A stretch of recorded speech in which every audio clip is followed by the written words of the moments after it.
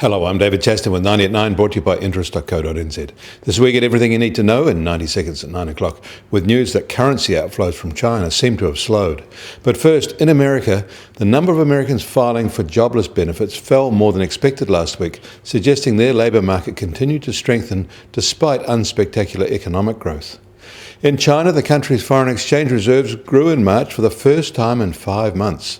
Those reserves are a rough proxy for money moving in and out of the country, so it appears officials have stemmed the outflow for now. But without the effect of a devaluation of the yuan, they would have had to report another month of outflow, although one of about $25 billion, much less than the monthly $100 billion or so they'd reported in January and February. French economist Thomas Piketty, whose 2014 book highlighted the problems of inequality, has launched a new campaign to get Europe to increase its immigration targets to at least 1 million extra people per year. And they'll probably come by air. Global passenger air traffic in February had strong growth in demand for both domestic and international travel. Total revenue passenger kilometres rose 8.6% compared with the same month last year. Growth in the Asia-Pacific region was up more than 11%, and the Indian domestic market grew a staggering 25%.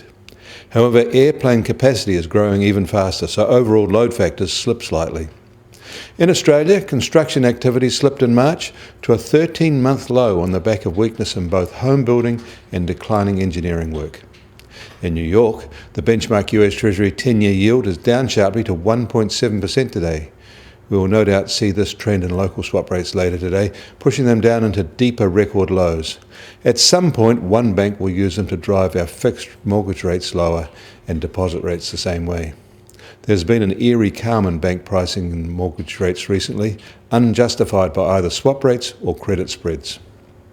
The oil price is back down to $37 a barrel in the US, and Brent is at $39 a barrel. The gold price is up.